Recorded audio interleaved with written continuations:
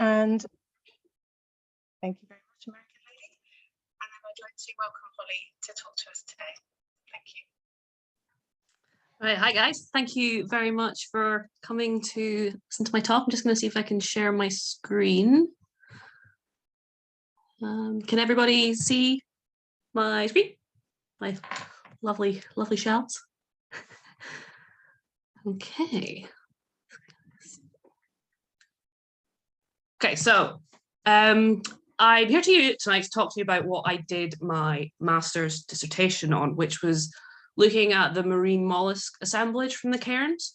I chose to look at shells because they're a very undervalued and underrepresented artifact type when it comes to sort of trying to interpret a site.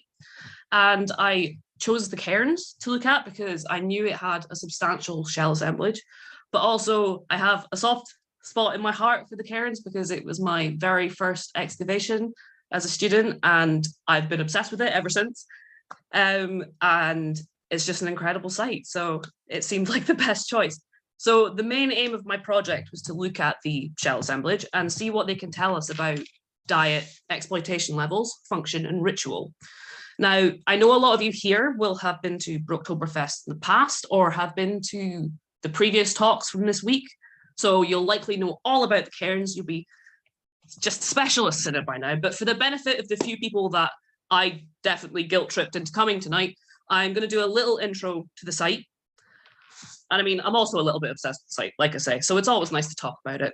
So we're taking a little trip to South Ronaldsay, which is the most southern of the islands that connect up to make mainland Orkney.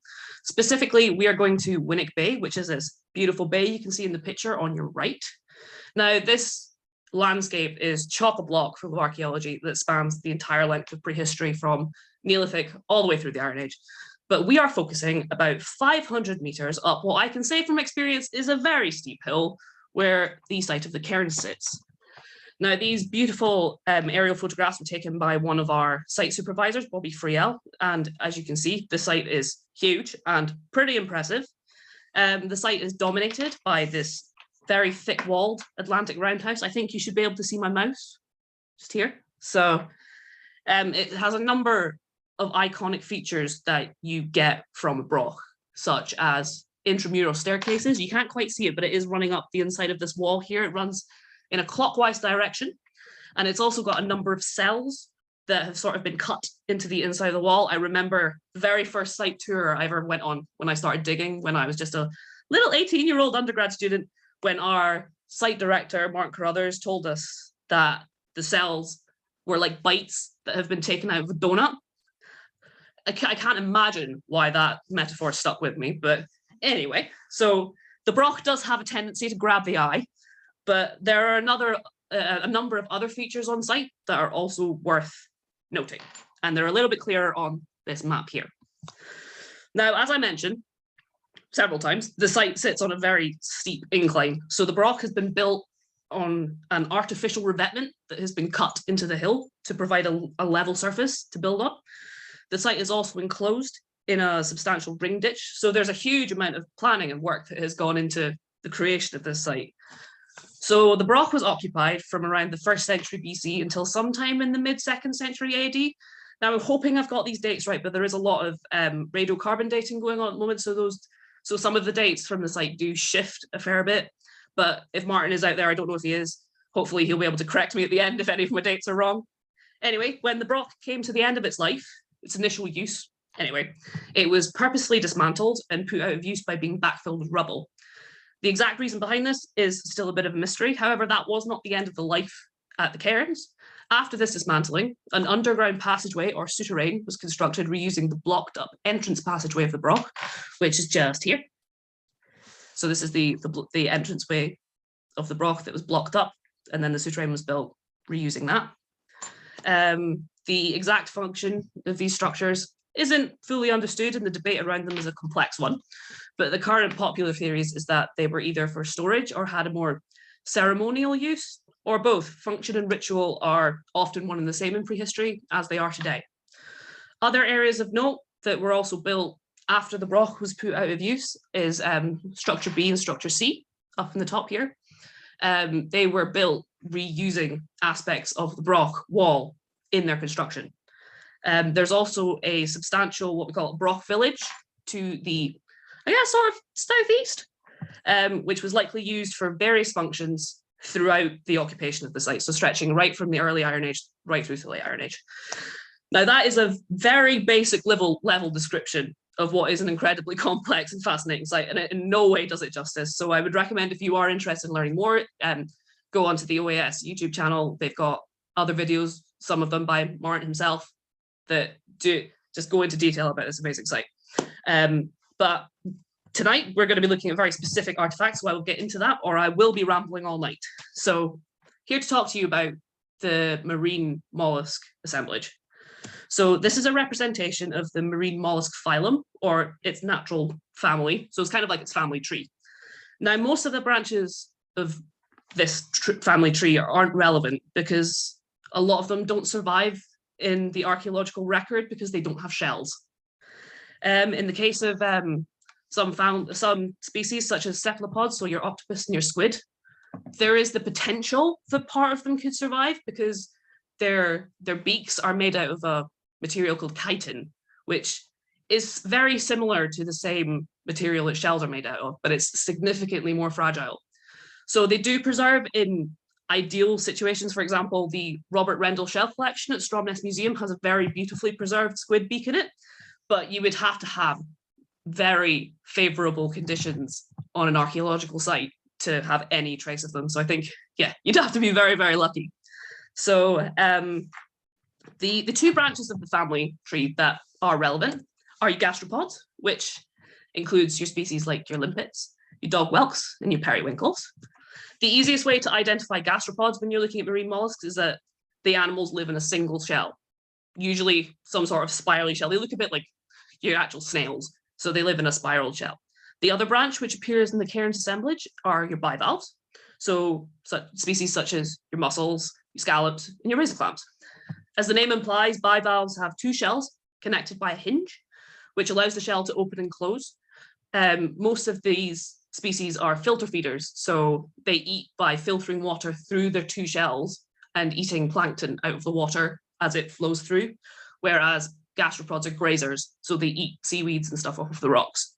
But why, I hear you ask, why am I just looking at marine mollusks? Why not the land snails? Well, terrestrial mollusks are just as important as marine mollusks and can be just as informative. However, firstly, there just wasn't really the scope or the time scale to look at the land snails from this assemblage. Secondly, marine mollusks are they're far more indicative of human exploitation, whereas land snails tend to be more associated with environmental conditions. The land snails present at the cairns are incredibly tiny and incredibly fragile, and it's unlikely that they were brought there by humans and are likely just a result of the animals living their lives. And however, it would be really interesting to have a proper look at them at some point to get a little bit more information about environmental data. For example, like they can tell you a lot about climate conditions. For example, these chunky guys I found on a plant pot on the ground floor of my building that I live in. They're common garden snails, and they prefer places where they can eat plant material and can often be found where it's very damp, which isn't great news for the state of my building, but I just try to ignore that. Most of the snails at the cairns are much smaller species, like the glass snail. I'm not 100% sure about this because I'm a little bit less keyed in when it comes to my identification of terrestrial snails, but if they are glass snails, they tend to like a bit more of a humid environment, and that's just like the very basic information that you can get from land snails, and that's already a really interesting idea that the climate was a bit more humid than perhaps it is now. So settle your outrage. The land variety of mollusks are also very important. So I'm just going to talk a little bit about methodology. The photos at the bottom of the screen are just a very small portion of the assemblage. Every shell had to be washed, counted, and identified to species. As well as that, I used a slightly modified version of Somerville et al.'s 2017 modification, which I know maybe doesn't mean a lot, but It's the way which we record the different elements present, which can often be indicative of how a shell has been used or how it's been preserved. So this involved splitting each species into a number of different elements, as you can see in the top photos, and recording what elements were present. This allows us to calculate the final counts of how many of each individual specimens there was, even when the assemblage is partially fragmented. We do this by looking at non-repeating elements. So in the way that humans only have, say, one head, mollusks only have one apex, which is the A on both these pictures of the limpet and the periwinkle. And that can allow us to figure out how many of each species is actually there. It's far from a perfect method, but it is an interesting way of sort of getting into the data. I also quickly want to note that I only looked at hand-collected shells. Again, this was partially due to time, but also because many of the soil samples that we have taken haven't been processed yet.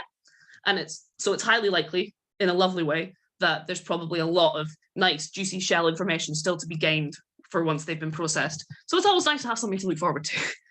Where it's possible with complete or largely complete shells, they were also measured, as you can learn a lot about exploitation from certain shellfish due to their size metrics.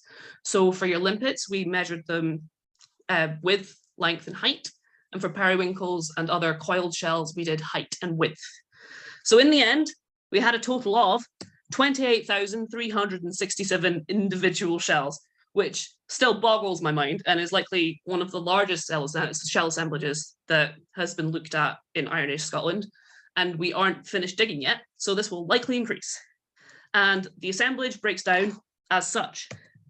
So this is a huge bar chart. I'm very well aware of that. But it does show that the assemblage is mostly made up of periwinkles and limpets, with some dog whelks, top shells, and razor clams. The percentages are interesting because it does show how there is some species favorability in some areas. So for example, structures such as A, C, and Trench M show more of a leaning towards limpets, where in other areas there are very few and there's a favoring of periwinkles. Now, throughout history and prehistory, shells have been used for many different functions. And so the aim of the project was to explore how the people who lived at the Cairns interacted with this vast collection of shells. We will return to this graph later on. I'm sure you're all overjoyed to hear. But for now, I'm going to zoom in a little bit, specifically into structure A, or the ever-looming shadow that is the broch. So here I want to talk specifically about the closing of the broch. As I mentioned before, it was purposely put out of use. And as we excavated the rubble, we found many small caches of artifacts, including shells deposited within the rubble. So as it was being demolished, people were putting small deposits inside the rubble. Marking the closure of a building by placing special deposits is a recognised practice that does occur quite a lot throughout Scottish Iron Age and further afield. In this case, along with these small caches that were in and amongst all the rubble, there were two large deposits within the broch. One was inside and one was outside. Both contained a huge amount of shell, but the deposit found outside the broch entrance is particularly fascinating. It consisted of a large hollowed out whale vertebrae. It was filled and surrounded by hundreds of limpets and periwinkle shells, as well as there being two naturally shed red deer antler, which you can see in the left-hand picture. There was a large cornerstone, the remains of two neonatal lambs, which all accompanied the left side of a human mandible. Now, the burial of human remains is relatively rare in the Iron Age. We don't know a huge amount about what they did with their dead, but the presence of human bone here marks this as a particularly important deposit event. The human mandible was sent for radiocarbon dating, which found that the person it belonged to likely died between AD 60 and AD 320, which is also in the range of dates we have associated with the decommissioning of the broch. But what was more interesting in terms of this project was the isotopic data that we got from the human bone. One of the, let's say, commonly accepted myths about the Iron Age is that people didn't eat food from the sea, potentially due to some kind of social taboo, which, as Kath said right at the start, is what my PhD is going to be exploring a bit further. There are many ethnographic examples of food taboos surrounding seafood, where it's often avoided due to its association with poverty. For example, the Tlingit people in Northwest America believe that if you want to be an ideal person, you should avoid consuming shellfish as it's unclean. This belief being attributed to the Iron Age comes from a study based in the Midlands of England, where isotopic data was looked at from skeletons from several different sites. And it revealed that there was little to no consumption of marine proteins. And from that, the natural conclusion that you would draw from that is that people were just not eating fish and shellfish in the Iron Age. So, like I say, using the isotopic data, you can find out the nitrogen level in someone's bones and therefore infer what kind of protein they were consuming. Terrestrial proteins that you would get from consuming animals like cows, sheep, and pigs give quite a low nitrogen percentage, while marine meats give a much higher nitrogen percentage. In this case, the Cairns individual has a percentage of nitrogen of 13.3%. This is not usual for the Iron Age, at least from the data that we have just now. And this is much more akin to Norse isotopic levels. So when the Vikings came to Scotland, there was a dramatic shift in diet. So not only do the Vikings bring across their more Scandinavian style of diet, which includes consuming more fish and shellfish, the spread of Christianity also brings with it a number of food-based constrictions, such as no red meat on certain days, that leads to a rise in the consumption of marine resources. And this in turn leads to a rise in the nitrogen level in people's bones. This is commonly known as the fish event horizon, but like I say, it does also refer to the consumption of shellfish. So like I say, the human bone from the Cairns has isotope levels that are much more similar to the skeletons found at the Newark Bay site here in Orkney, which is especially to the Viking skeletons that were found there. And the isotope levels here show that approximately a quarter of this individual's diet was made up of marine proteins. The metric data, which we got from measuring the shells, also shows that there seems to be a consistent exploitation of shellfish, potentially for food or other uses. Now, these scatter graphs show the size variation of limpets and periwinkles across the site throughout its Iron Age occupation. Both graphs show that there's a small but noticeable size change as time goes on. In phase 3, which is when the broch is being occupied in the early Iron Age, there's quite a wide range of sizes of both limpets and periwinkles. So you've got some very small and some very large. However, and so yes, phase 3, which is the broch, is represented by the blue dots. And then, but by the time you get to phase 7, which covers the period of the 4th to 5th century AD to the 8th century AD, which is the yellow dots, the general size has shrunk. So we're not getting any of the much larger individuals. And this is often seen as an indicator of over-exploitation. It's something that occurs a lot during that fish event horizon that you get in the Norse period. And it's basically due to a higher demand for the resource. That means that the mollusks are not being given the chance to grow. And therefore, the general trend is that the shells being harvested are smaller. This trend of the sizes getting smaller can also be indicative of shellfish being harvested from different areas of the shoreline. For example, if you harvest limpets from the upper shore, they tend to be skinnier and taller, while if you go further out down the shore to collect your limpets, they tend to be flatter and fatter. And this is because the specimen out further out to sea need to combat tidal action more, so they need more surface area to grip. And so these metrics can sort of infer that people are going further out to sea to the more difficult areas to harvest their limpets, which means that it's not quite as easy as it once was to collect them. So trends like these are often used to prove that a society was living through periods of famine. And this is kind of like the second almost myth that I wanted to look at during this project, which was the idea that a lot of shellfish equals famine. Like I said earlier, there are many ethnographic connotations that show shellfish only being consumed when the need was desperate. There is also the fact that the protein content of shellfish is very low when compared to the effort required to harvest them. Also, if you eat huge amounts of purely shellfish meat, you're going to get really ill because the human body is just not equipped to process that amount of marine protein. The idea of shellfish as famine food is likely one of the reasons that it's such an understudied resource. as there is this assumption throughout all of prehistory that if you have a large amount of shellfish, then it's just indicative of famine and you can move on. However, this is unlikely to be the case at the Cairns, and there's a lot of evidence to support this. There's a huge amount of animal bone at the Cairns, present across all the structures throughout all the phases. I think there's about 100,000 fragments or something insane like that. So there aren't any phases at the Cairns so far that show a distinct decline in the availability of land animals. It seems that shellfish and fish were consumed alongside terrestrial proteins to form what's probably quite a balanced diet to our standards. An interesting case study is almost abundance of food at the Cairns comes from structure C. And now, I did promise you we were going to return to this bar chart.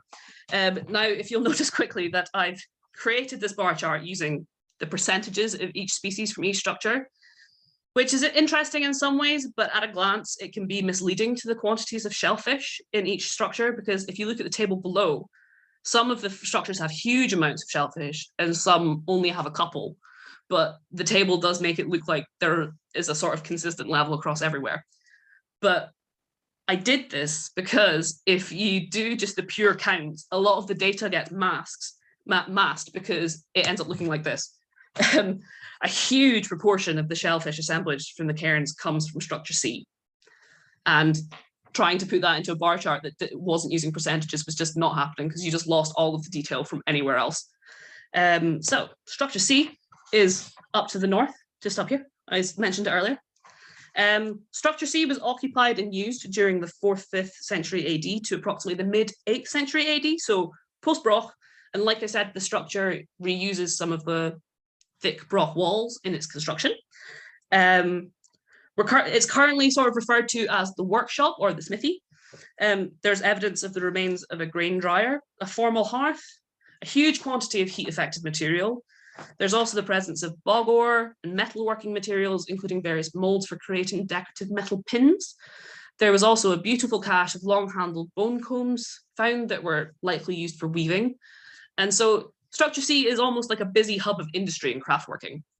However, to me anyway, the most interesting feature is what's been dubbed the cooking pit.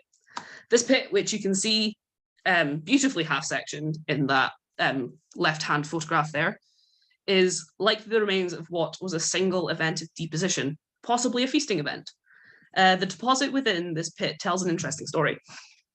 It seems as though a peat fire was lit at the base of the pit, and once it had smoldered down, a huge quantity of shellfish was poured into the pit, along with cuts of cattle meat and some fish, which would have had the effect of steaming the meat.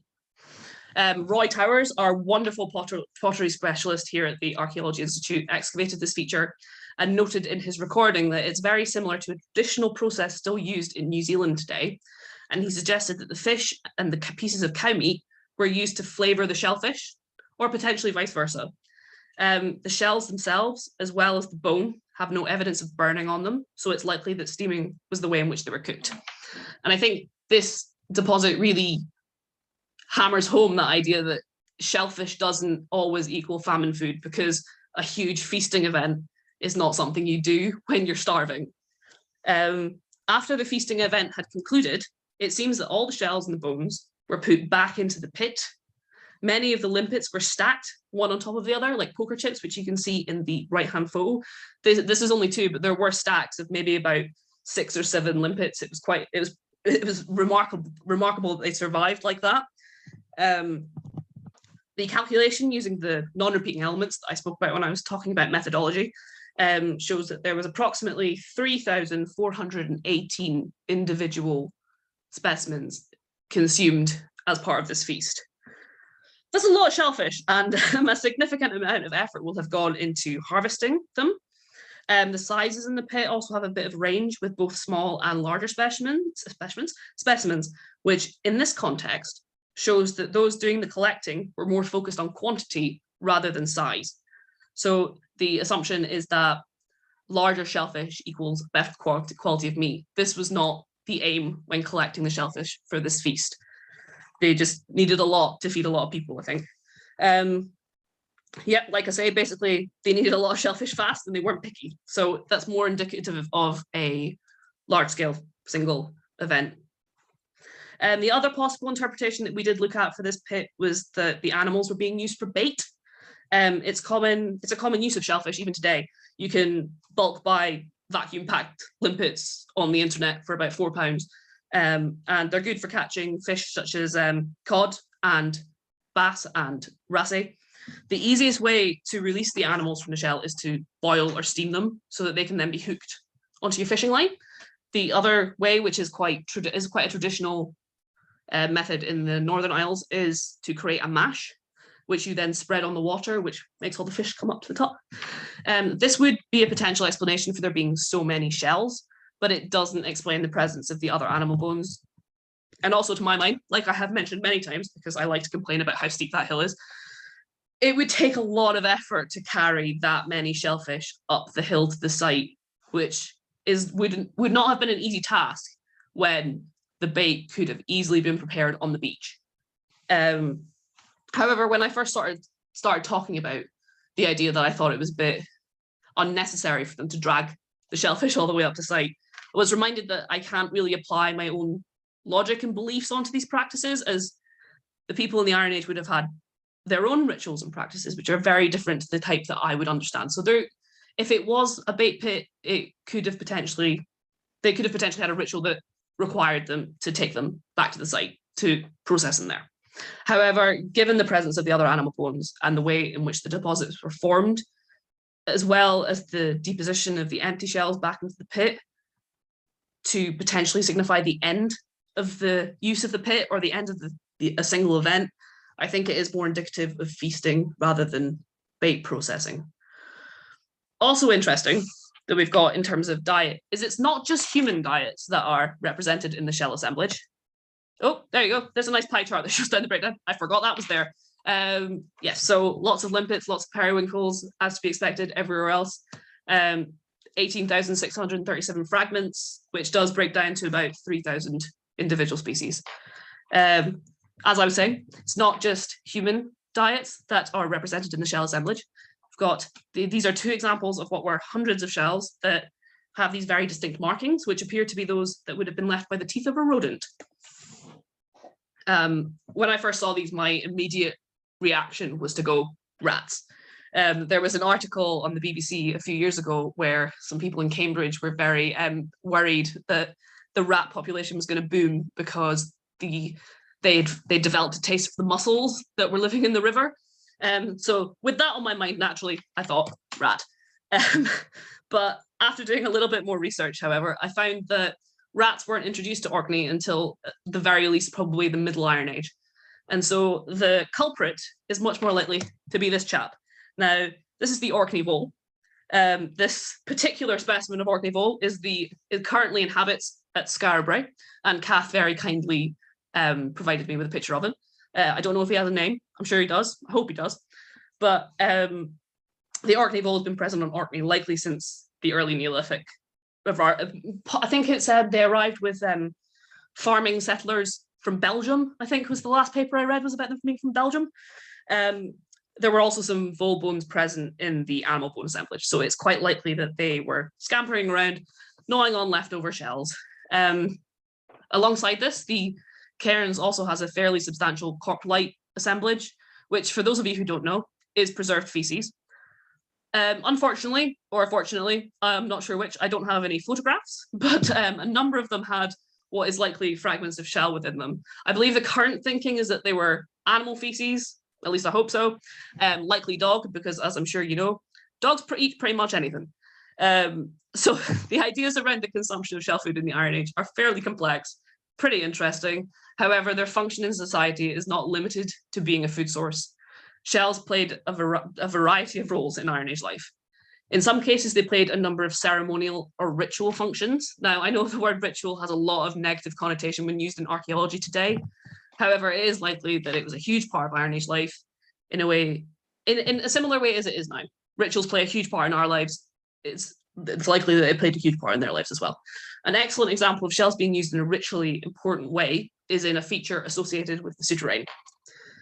So, yes, this is the structure which reuses the blocked up broch entranceway that I was talking about earlier. Generally, souterrains in Orkney have long, thin, low passageways, which you would normally have to crawl through to access a larger chamber at the end. I always used to describe them as being a bit lollipop shaped, but the Cairns one certainly isn't lollipop shaped, so this is a really useless description. Anyway, as I said earlier, the function of souterrains is a bit of a mystery, but it is likely that they represent some kind of important spiritual place, which it's important to note that that doesn't sort of stop it being used for more practical or functional approaches. It's not one or the other. They're usually embedded within each other. The two functions aren't mutually exclusive. Souterrains represent what we call a liminal space. It's a threshold between the above and below.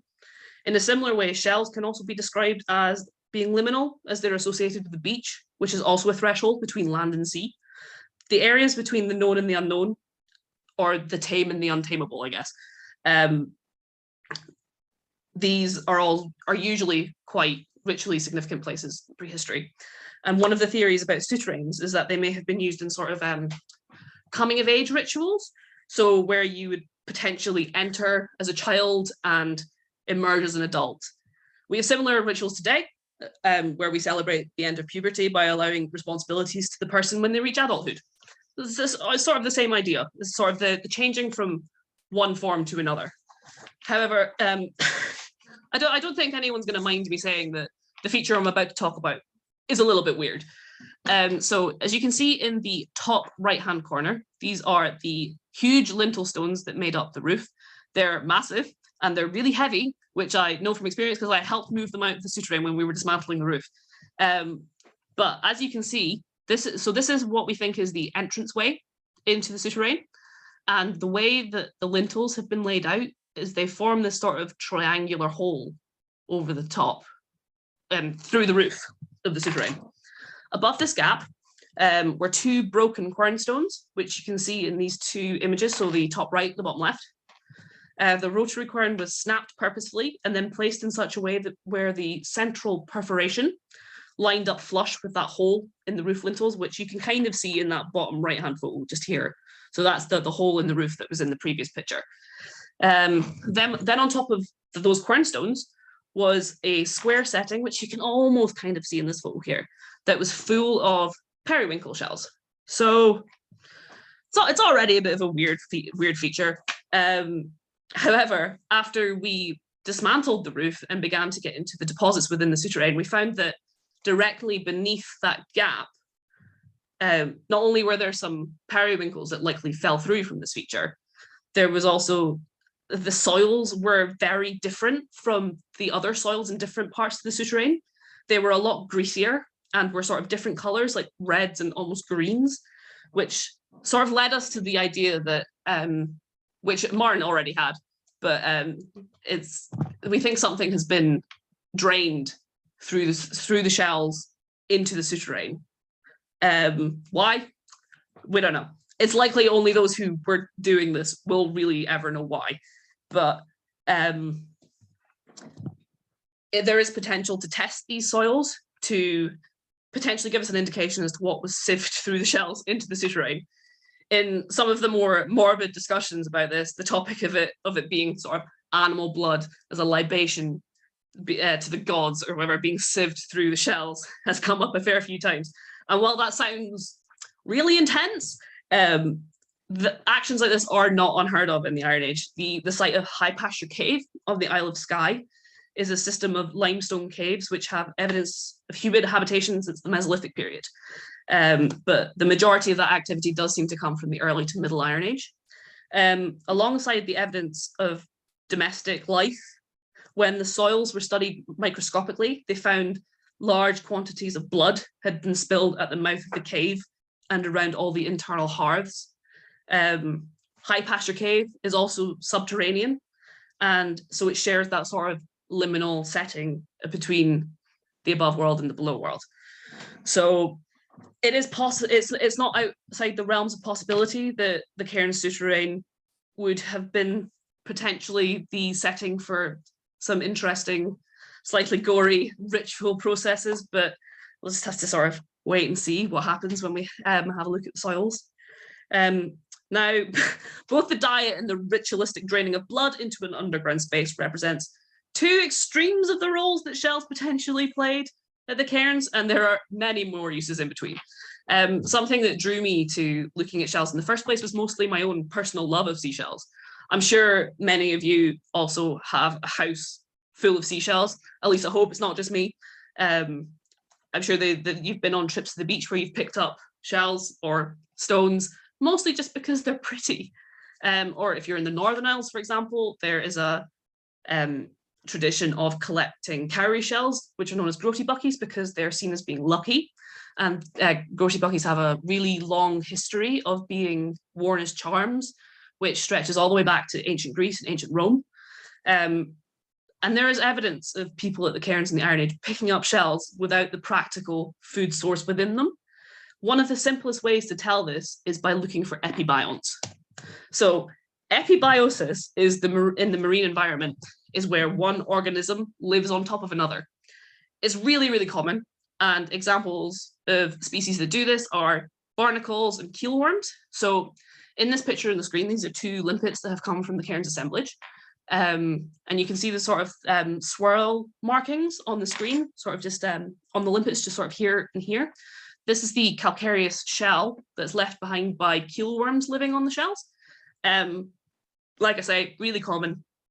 But for them to appear, a surface needs to be accessible in the water for these particular organisms, excuse me. So when they appear on the inside of a shell, it means that the interior surface has been available to the epibionts while in the water. Basically, the shell has been in the water without the animal inside, which has allowed these epibionts to get in and settle upon the surface. This is a large dog whelk shell, which was found within a special deposit that was lodged inside one of the walls of Structure O. Structure O is currently still under excavation, so we don't really know all the details about the building yet, but it is likely that it was occupied at the same time as the broch and may have been decommissioned at around the same time. The special deposit contained a number of pieces of broken pick made from red deer antler alongside the shell. And this deposit does seem to have a number of similarities with the deposit used outside the broch when they were dismantling the broch. However, what is interesting is that it is highly likely that the shell was picked up without the meat inside, and therefore for reasons other than food consumption. So someone didn't pick this up because they're like, oh, I can eat whatever's in that. They picked it up for another reason. There does seem to be this sort of consistent, purposeful act of placing these shells in such a way that specifically links certain areas of the site to the sea, which in turn connects this sort of these liminal connotations and creating a ritual significance.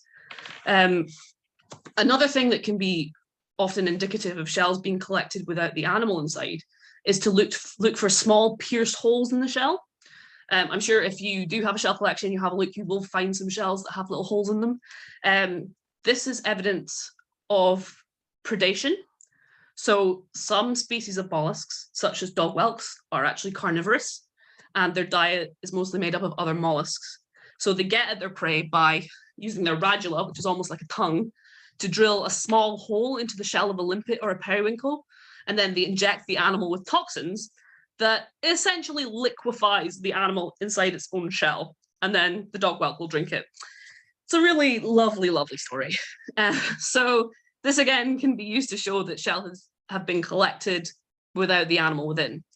However, this can also often be problematic for some of our interpretations. Shell beads are common throughout prehistory, but without the use of sort of microscopes, it can be hard to tell whether a perforation has been made by human hands, if it's been made by dog whelk, if it's just taphonomic processes, or if it's maybe even just post-excavation damage. The shells, there are shell beads at Skara Brae, so Neolithic shell beads that are made out of flat periwinkles, and they've been constructed in such a way that you can tell immediately the perforations have been made by human hands, because the technique was to file down one of the rounded sides until a little hole appears. So that is an example of where it's really obvious that a perforation's been made by a person. Yes,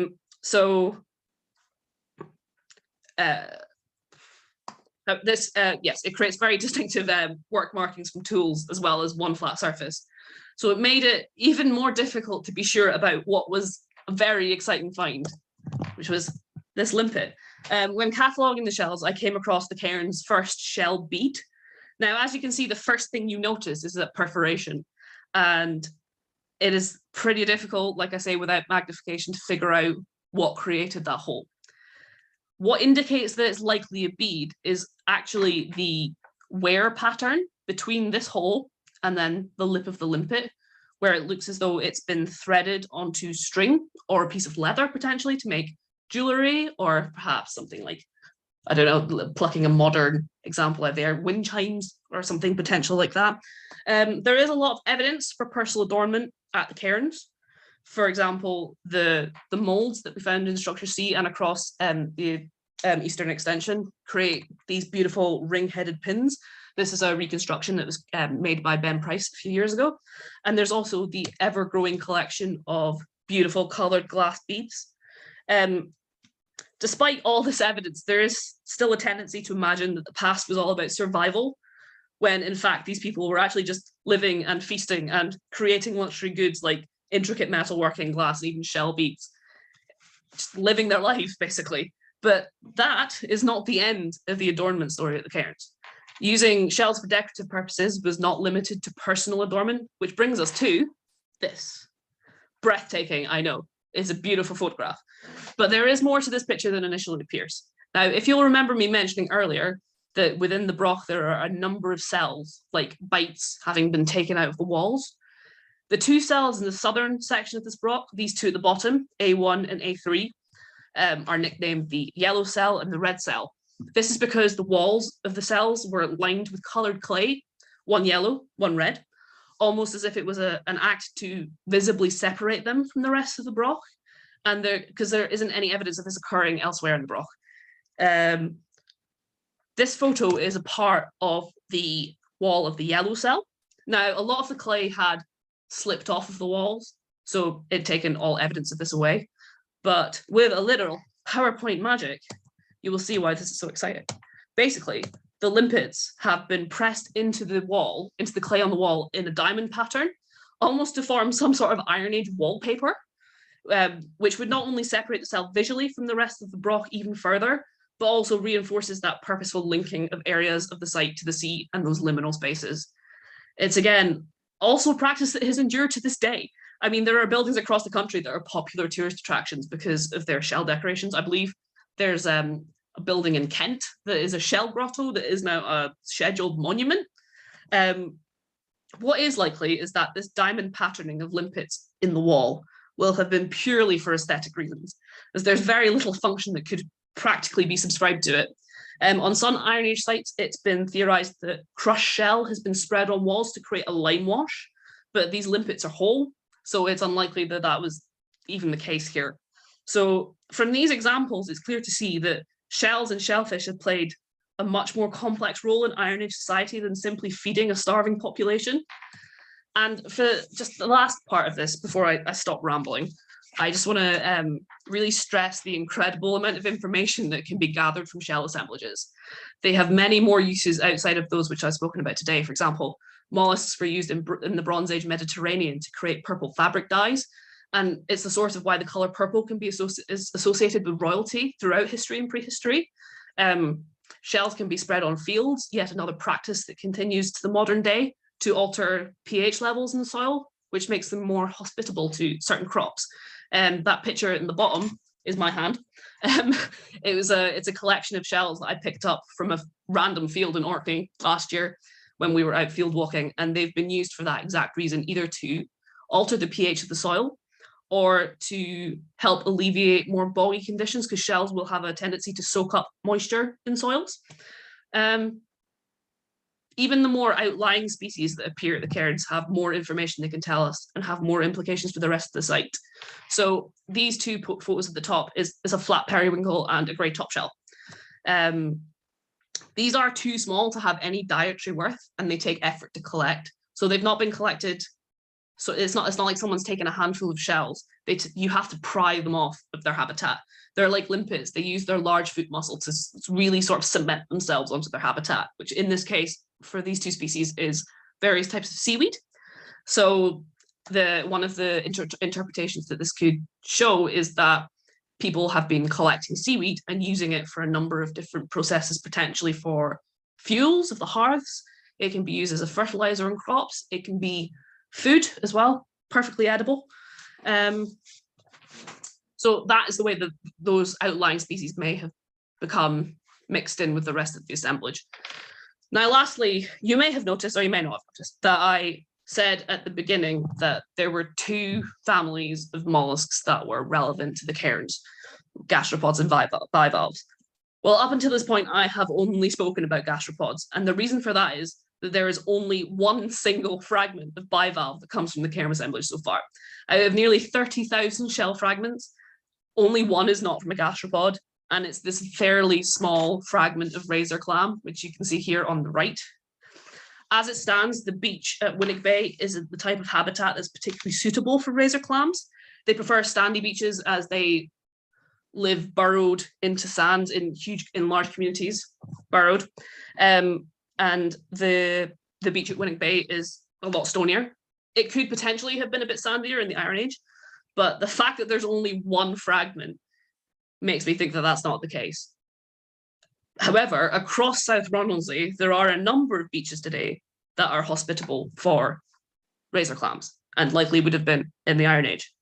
So this singular fragment could potentially indicate people going further afield for their mollusk harvesting, or even that there's trade between our community at the Cairns and other communities around the island of South Ronaldsay. Alternatively, again, it may just have been a fragment of a shell that washed up on the beach without the animal in it. We don't know yet. But as I've stated, the Cairns is not complete. We're still digging. So in future seasons, we're likely to uncover more shells and with it, more information about the shell assemblage. So I'm pretty much done now. Just a couple of acknowledgements. I just really want to thank my master's supervisors, Dr. Jen Harland and Martin Carruthers. Martin was very kind and gave me full access to the Cairns records as well as the shell assemblage for as long as I needed. Also, thank you to everyone who let me use their photographs at the last minute because I couldn't stop adding bits into my talk. And finally, just thank you all for coming to listen to me ramble, and I'm happy to answer any questions that you have. Thank you.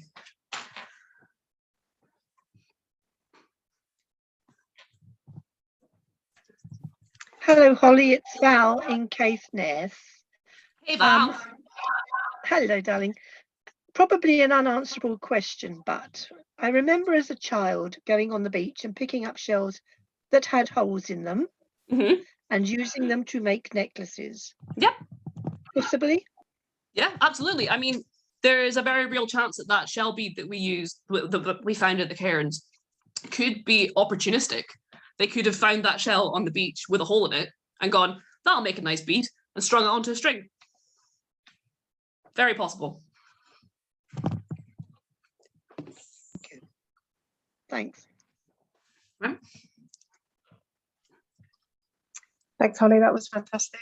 In my head of the Weems Castle broch on Sandwick, which is the other side from the Cairns, now trading across Munich.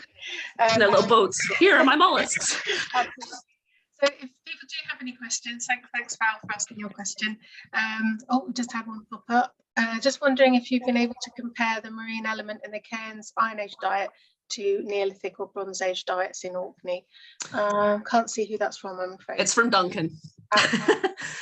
Not yet, but I think the species present, they remain fairly consistent throughout Iron Age Orkney. So you get a lot of the same species appearing and yeah, consistent exploitation of similar species. But I haven't had a chance to properly get to grips with that because like I say, I didn't have the timescale to do a lot more outside of the Cairns assemblage, but hopefully during my PhD, I get to look a little bit more at things like that from Neolithic.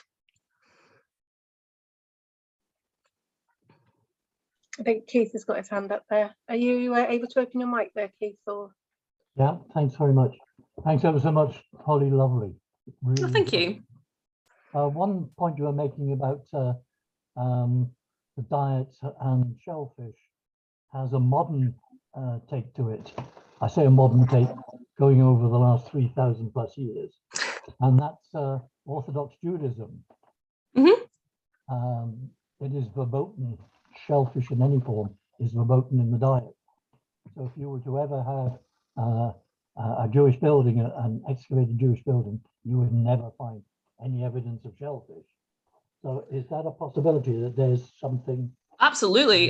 There's definitely chances that there could be food taboos that, like I mentioned, so there's certain Native American groups that don't eat shellfish because they're unclean. And I think that's sort of a similar thing that you get in a lot of religions as well, is that they're an unclean food source. So it's very possible that they have social food taboos in place that limits the consumption of marine resources. And it's not necessarily that everybody in the Iron Age didn't eat fish. It could be that certain groups had social restrictions that others didn't, that meant that that group didn't eat fish, if that makes sense. One of the theories bouncing around is that because fish does not appear to be in the diet of the Neolithic either, is it something to do with the fact that are possibly they using the sea as a means of disposing of human remains? And anything from the sea. I'm sure there is a possibility that that's the case. I don't know. I don't know. Like I say, I can only really speak for the Iron Age at the moment. We don't know what they're doing with their dead. If they are depositing their dead in the ocean, there's a very real possibility that that association with the disposal of the dead means that they can't eat things from it, which would be another aspect of social taboo. Thank you. So there's a question here from Sue asking if there's any evidence that your work, Holly, fits in with ambers and whether there were shells from the cairns used for dyeing fabric. I wish. I really do. One of the first things I started reading when I got into looking at shells was I was reading all about mollusks being used for dyes. But as it stands, we have some dog whelks, we don't have a huge amount, and dog whelks would likely be the species used for dyeing. And the way you have to crack the shells in a very particular way because the animal has a gland, which is where you get the dye from. So the idea is that it originated in Bronze Age Greece with the Murex family of shells, which creates that really beautiful, vibrant purple dye that we sort of associate with royalty throughout history.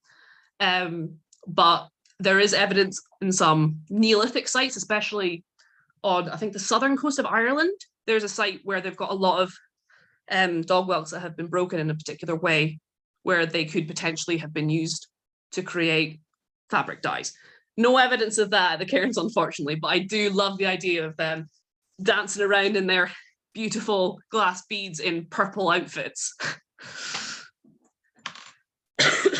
Fantastic. So there's another question here, which was just wondering what you think the balance is between eating and just collecting shells in the Iron Age, and why are we still so obsessed?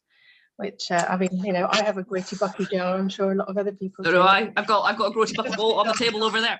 I don't know. I think it generally is part of it. It's just human nature. I think we see ourselves as very divorced from people in the past in a lot of cases, but we're really not that different at all. And I think people have always just been picking up pretty things from the beach. I don't know if I could really comment on the ratio of them being eaten to being collected for aesthetic purposes, but one doesn't necessarily negate the other. For example, when I was talking about that shell box above the souterrain, there's nothing that says that those periwinkles weren't eaten first and then the shells were deposited. So these things all have multiple uses and multiple meanings. So who's to say, really? Human nature, we're weird. Wonderfully weird, yes. So Jill said that she's quite fascinated by the wall decorations, and she's wondering if there was any evidence that have been found in other excavations. Not that I'm aware of. yeah, so there's the idea that shells have been crushed to create a sort of lime wash rather than for decoration, but I'm not really aware of any. I'm sure there are that I've just not come across, but yeah, I'm not aware. There are lots of bizarre decorative uses for shells. For example, at Broxmouth Hill Fort I think it's in East Lothian. It's one of the Lothians. There's a shell that's been completely rubbed shiny on one side because it's been used to apply dye, sort of a white color to something, potentially. So yeah, lots of potentials really, but not that I'm aware of has shells been used to decorate walls in that way. So Andrew Wells has put, which is quite interesting. I'd quite like you to put a bit more on this, Andrew. But he said that a large number of shells could indicate there was a lot of small children living at Cairns. Is that about collecting shells? Do you mean there, Andrew? What are your thoughts? Well, the thing that immediately jumps to my brain there is that, which I didn't put in because I didn't really have time, but I can go on a little rant about it now. So that lower mandible, we aren't sure what the gender of that person is. It was given to specialists, I think 3 thought it was male and 2 thought it was female. And looking at ethnographic examples, there's a lot of interesting gender roles associated with the collection of shellfish. In a lot of cases, it's the women and the children who are out collecting shellfish while the men are out hunting. Or it's women aren't allowed to go near shellfish because of this unclean association. There's a lot of ethnographic work looking at pregnant women not being allowed to use or eat shellfish. So there's a lot of interesting gender biases. And yeah, it could potentially be a sign that there are lots of children, because it would be a practice that would be easy for children to do, I guess. You do need some force to really kick a limpet off of a stone, though.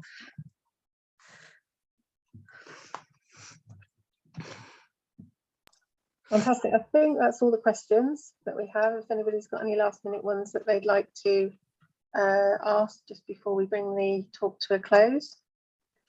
So that was fascinating, Holly. Thank you. Really interesting. I hope I wasn't too croaky. No, it's really interesting, isn't it? Like you say, it's been such a neglected resource. And then when you start, scratching the surface, there's just so many directions that this study can take you in. Yeah, and it just sheds absolutely. a whole new light on the Cairns and also what's happening there, because it's such a fantastic site. I mean, the Swartigill blood box. I mean, it's weird. And it's a really interesting about this sort of filtration system in the shells. I remember the first time Martin ever mentioned that theory to me about it being used to sieve some sort of liquid through, and it just completely captured my imagination. I think it's so bizarre, but it's so interesting. Absolutely. Excellent. Right, there's no more questions coming up, so I think we'll draw the talk to a close now. So thank you everybody for attending, and obviously thank you ever so much, Holly, for talking to us today. Thank you for having me. We have another talk tomorrow from Mollusc in Shetland, talking about ancient seaways. And on Sunday we also have a quiz from Cape Project just to close the Brochtoberfest for us. So tickets are still available if anybody would like to book for those 2 events as well. So once again, thank you very much. Thank you for attending. And Holly, you've been wonderful. So thank you. Thank you very much. Thank you very much.